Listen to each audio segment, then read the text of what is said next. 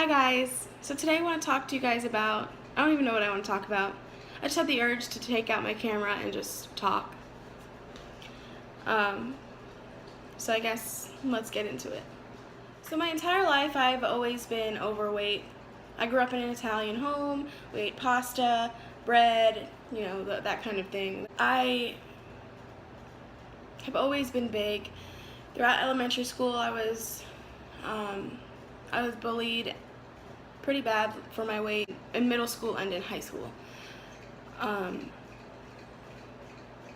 remember specific things like in middle school, my nickname was Blubber Nugget, and I was a new student to the school that I was at, and some of the boys decided to unscrew the screws on the bottom of my chair to make it look like that I broke the chair.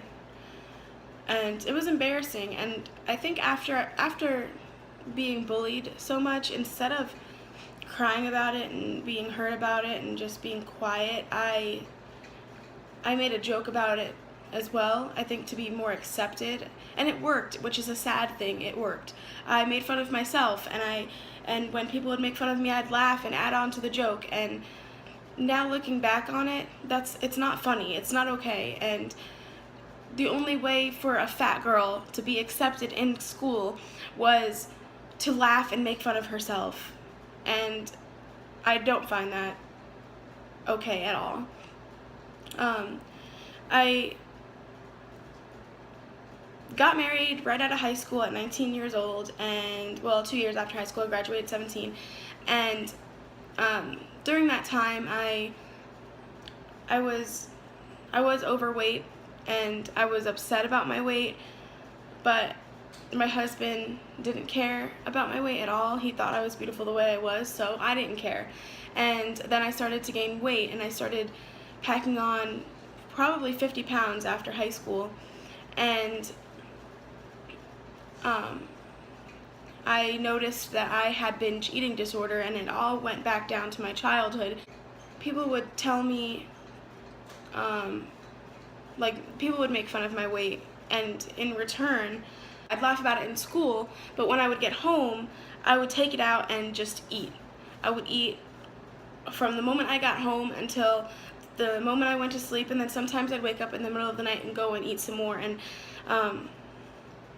my family thought that by telling me things like, you're gonna be as big as a house, oh, you're gonna be 200 pounds, those kind of things. And I'm no way am I putting my family down, or anybody that's told me those things. They did that because they thought if they did tell me that, it would scare me. But in return, it didn't scare me. It just made me want to eat more, because I was getting it from both ends. I was getting it from school, and I was getting it at home, and to me it felt like I was being attacked. And this took me years and years and years to finally realize, and I'm finally going to therapy for it.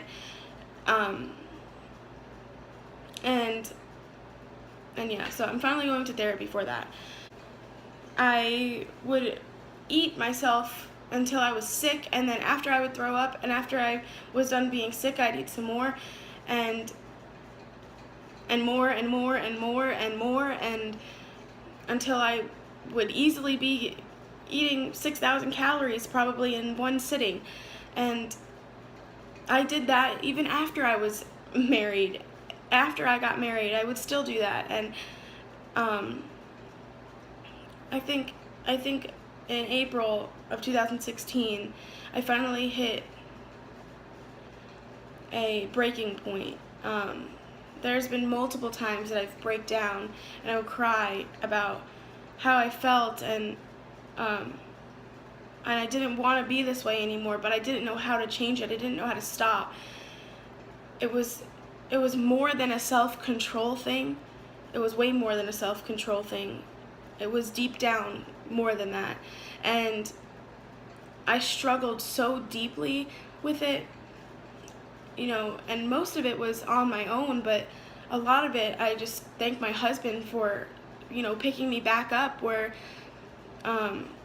I fell, and helping me see myself and reminding me that I'm still beautiful even though I'm this much weight, but I need to get healthy. And um, the amount of times that he's helped me and walked with me around my neighborhood and that kind of thing. He pushed me, and he never verbally hurt me. He never said, you know, oh, you're gonna gain weight again if you eat that. He's never done that. He actually took his time to help me physically. He would take my hand and say, let's get our shoes on, let's go walk around the neighborhood, let's go here, let's go there, let's do this. And so that, I think that gave me an extra push. But I continuously fell off again, and when I fell off again, I wouldn't get back on, and I didn't understand why. I didn't understand why.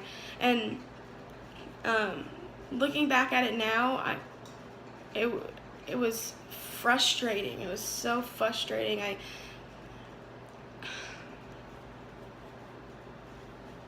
I had a very hard time getting to where I am right now. And I applaud myself so much for continuing this. It's been 3 years of trying, and then getting bumped down again, and then trying again, and then getting bumped down again. And I think I finally reached the point to where I'm done. I'm done falling down and not getting back up. Do you know how many times I have fallen in the last 3 months and then got back up again? I probably can count on both hands how many times I have fallen in 3 months. That is 90 days, right? 90 days. And probably maybe a little bit half of those 90 days I've fallen. And because I got back up, I was able to lose 30 pounds. I'm able to be where I am now. At this point in my life right now, I don't want bad foods anymore.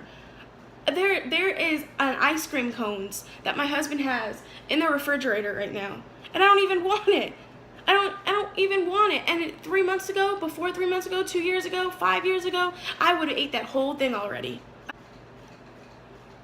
I just never thought that I would be where I am today. I never thought that I can fall and get back up again.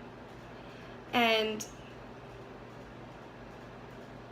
now I can say that I've done it. I've done it. I've done it. And I've stuck with it. There's a quote that is out there, I'm not sure who it's by, but it says, I know what it's like to fall and not get back up. And now I want to know what it feels like to stick with it. And that's what I want to do. I want to know what it feels like to stick with it. To do it and continue to do it and not stop. I have a long road ahead of me. I have so many obstacles I need to face. But it's small steps. And I'm willing to take those small steps to get where I need to be. Last year, my husband and I lost our first child. If you want to hear about that, I can do that in another video, but I think that I've reached my lowest point I've been. You just have to hit rock bottom. And I think that's what I did. And as of 3 months ago, I didn't want to be at rock bottom anymore. I didn't want to feel these feelings anymore. I didn't want to physically feel this way with so much extra weight, 70 extra pounds on me that I don't need. And now I can say I only have to lose 43 more pounds. And that's so great to say. That's so great to say. I looked at that number. I looked at 73 pounds that I had to lose, and I'm like, there's no way that I can lose 73 pounds. Well, guess what, past Ariana? You can. And you're doing it. This video, I think, was just for me. I've had a rough week, and I noticed my progress when I didn't turn to food, because that's something I would have done. I would have turned to food. And now I probably have days where I don't know, but when I'm in these situations this week and I face the things that I've been facing and I don't turn to food, I'm happy about that. I'm very happy, because I would have turned to food.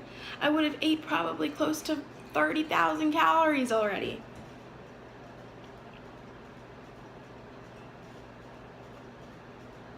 Anyway, I guess this was just a ranting video. This was not really I don't know. This is a shirt, and this is a pair of pants that didn't fit me. This shirt was tight on me, not like to where I could see my stomach. And these pants I couldn't even button. So let me just stand up real quick. Don't mind this. These didn't even fit me.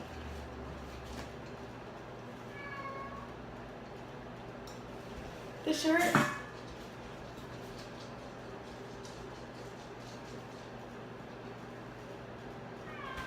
is too big now. I just want to say I'm not giving up. I won't give up. Even though I might have bad days, even though I have the urge to eat, I'm not doing it anymore. I won't do it.